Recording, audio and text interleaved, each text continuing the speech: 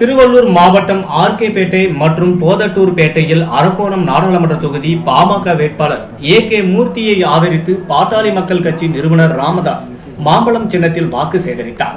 கூட்டணி கட்சியினர் கலந்து கொண்ட பொதுக்கூட்டத்தில் பேசிய ராமதாஸ், தமிழகத்தில் அதிமுக ஆட்சி மக்களுக்கு அதிக அளவில் பல திட்டங்களை செய்து வருகிறது.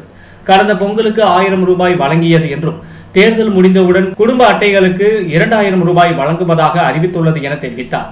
மேலும் தமிழகத்தில் அமைந்துள்ள மெகா கூட்டணி தமிழகத்தில் 40 தொகுதிகளிலும் சட்டமன்ற தொகுதிகள் அனைத்திலும் அமோக வெற்றி பெறும் என்று பேசினார். இந்நிகழ்ச்சியில் அரக்கோணம் நாடாளுமன்ற உறுப்பினர் கோ ஹரி, திருத்தணி சட்டமன்ற உறுப்பினர் நரசிம்மன், அனைத்து கூட்டணி கட்சிகளின் மாவட்ட நகர ஒன்றிய பேரூர் கழக நிர்வாகிகள் மற்றும் ஏராளமான பொதுமக்கள் கலந்து கொண்டனர். மகா கூட்டணி வெற்றி கூட்டணியை அமைத்திருக்கிறார்கள் அண்ணா திராவிட முன்னேற்ற கழகத்தின் தலைமையிலே.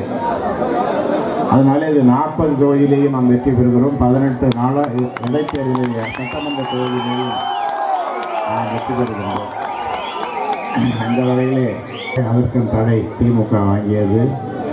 இந்த தேர்தல் முடிந்ததும் 2000 ரூபாய் கொடுப்பார்கள். 1500 ரூபாய் ஏழை குடும்பங்களுக்கு தொடர்ந்து கொடுப்பதாக அண்ணா திராவிட முன்னேற்ற கழகத்தினுடைய தேர்தல் அறிக்கையிலே சொல்லியிருக்கிறார்கள். இப்படி ஏராளமான திட்டங்களை அண்ணா திராவிட முன்னேற்ற கழகத்தினுடைய ஆட்சியிலே அதை பற்றியெல்லாம் எனக்கு முன்னால் பேசியவர்கள் இங்கே சொல்லியிருப்பார்கள்.